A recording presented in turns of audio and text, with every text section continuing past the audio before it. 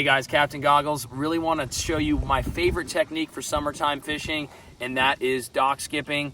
This is my setup. Want to show you what we've been doing today. So I like to skip a Cinco. A lot of people like jigs, but down here in Florida, guys, I really like to do a finesse presentation like this. Any type of Cinco is fine, good beefy hook. You have to peg the weight though. If you don't peg the weight, guys, see that? That weight is just gonna slide, and as soon as it hits that dock, that weight's gonna slide and it's gonna create a giant, massive disruption. When you peg it, look how smooth and profile and how unique and how tight that's gonna be when it goes under the water. It'll skip beautifully like we're gonna show you right now in this video.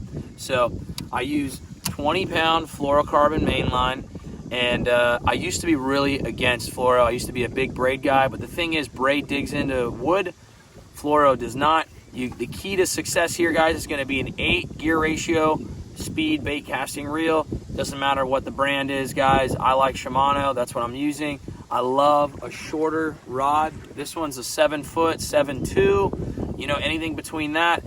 Even when I'm skipping, like let's say I'm going to go on a tournament, I'm going to skip all day. I'm going to use a really short rod, like a 6, 6.8, 6.9, but really heavy, guys. You know, tighten that drag, lock it all the way down, and now I'm going to show you how you're going to skip it.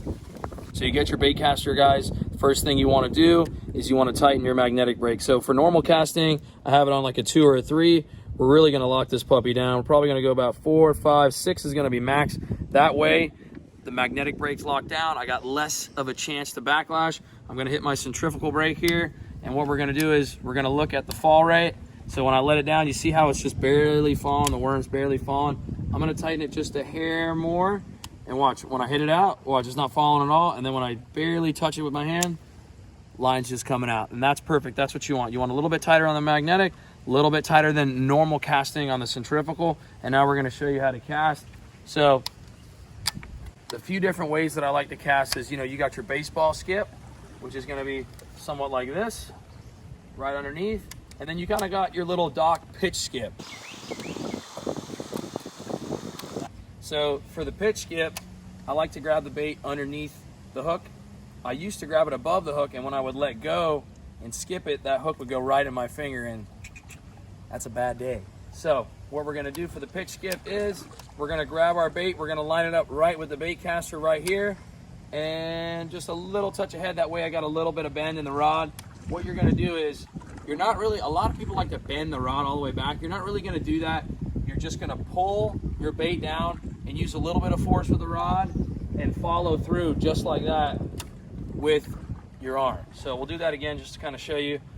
Line it up, pull back, bend out, and just a nice soft skip like that, and look, you're under the dock. That way, when you're blowing by on a dock real quick, you can reel in and do like a little quick pitch cast like that, boom, and you're in. All right, guys, baseball skip. So we're gonna reel the bait up about 1/2 foot from the top. We're gonna feather the spool, and I'm gonna show you that in a second up close. And what we're gonna do is we're gonna bring the rod back about 3 feet behind the center line of my back, and then as it passes my torso, we're gonna let go. So I'm gonna come back, and just like that. You see how simple that was? It's not very difficult. I recommend practicing on an open line of the dock, and then as you get better, you can learn to skip it through the little crosshairs and the beams of the dock. So we're gonna do that again, bring it back, and I want you to zoom in right here on my hand. Watch this, guys. So